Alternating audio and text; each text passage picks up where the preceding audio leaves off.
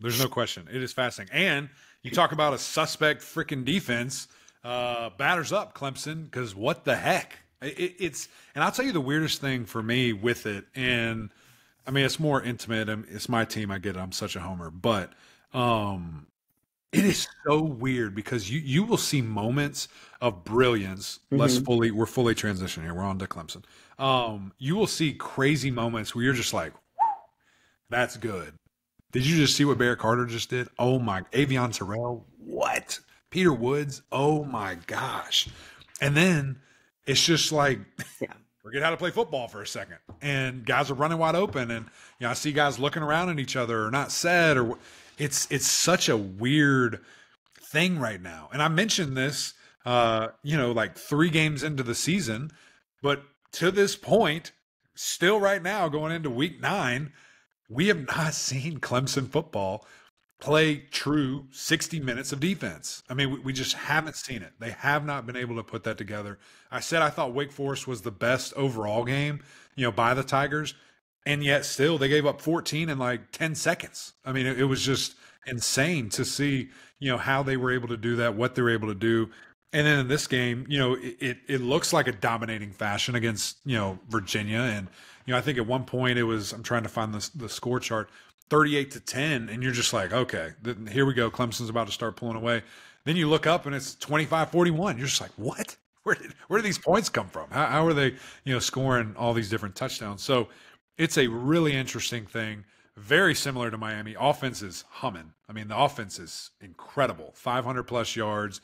Kay Klubnik, I thought, had one of his best days, just minus that really, really dumb turnover. Yeah. Which that was probably the worst pick I've ever seen in a Clemson uniform because it was so bad. Don't say that, Mac. I believe there's been worse. I don't think so. I mean, there's wait, are you talking for Cade or for a quarterback? For anyone that ever existed in the whole world. You're wrong. You have one? You have a worse one? Shovel pass pick six at Pitt, DJU. I don't remember that one. Yeah, it was terrible. Servassier Dennis from the crib. He didn't. Yeah, you don't see that guy. You can't see that. Shovel pass pick six. You didn't see him. All right, it's fine. But I also will give you.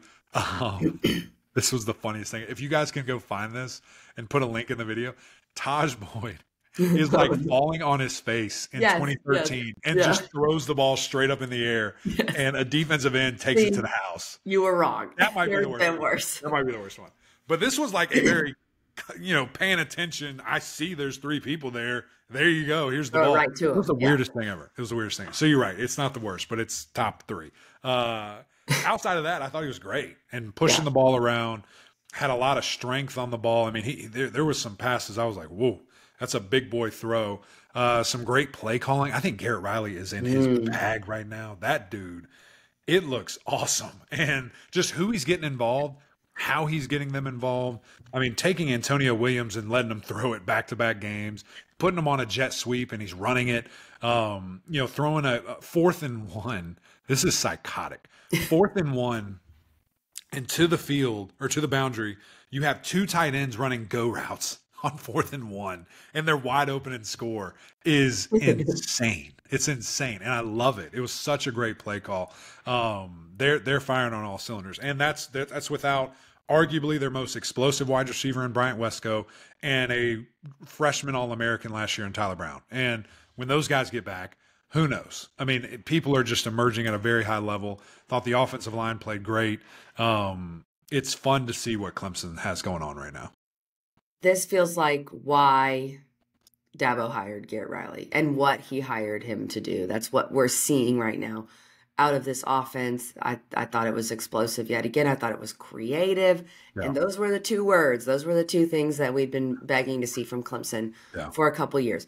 The defense, Mac, what's interesting is I think we've seen this too in a few games, right? A lesser opponent like Virginia, they score quite a few points in the 4th quarter when some of your second and third stringers are in. I think we're seeing a little bit of a lack of depth for Clemson. I think that's an issue for sure, especially defensively. But also, let's talk about what happened here. Virginia put in Tony Muskett, and then all of a sudden, Virginia was rolling. That was weird. I mean, Calandria obviously struggled. Yeah. Yeah. You put in Tony Muskett again. Maybe it's obviously a Clemson defense that's checked out a little. The game's over. Well, and third stringers and third. I mean, it was. Sure, I get it, but Well, still, you're right. It happened. It happened. You're right. is there an issue for UVA now? That's my question. I don't know. You are right. I noticed that too, and I'm like, whoa, this Yeah. guy's dealing right now. And he threw some strikes. I mean, he Right. threw some really nice passes. So I don't know. I mean, it's such an interesting thing when you just see. I mean, the 65-yard bomb touchdown Yeah. at the end of the game. I'm just like, this is so. But dumb. Mac, do you know what happened though? You know what enabled what all this did? Virginia covered. They covered. Like and I it told was you they not would. cool. So what's crazy? Yeah, you knew it. What's crazy is so when Coach Elliott they score and he goes for 2, and I think they onside kicked it, right? They onside kicked. Yeah. And Coach Sweeney was like, "Okay, Cade, Correct. get back But in." yeah, exactly. And then they march down and score. And I was like, Clemson just covered. That is huge. That's massive. And then the 65-yard bomb, I'm like, you have got to be kidding me. That is unbelievable that just happened. So I know other people who like actually put some real hardcore money on this were sick. They were sick to their stomach. Maybe you won, maybe you didn't. Who knows? But that was a crazy game. I think this bye week for Clemson couldn't be at a better time. Couldn't be at a better time. I mean, And it is brilliant.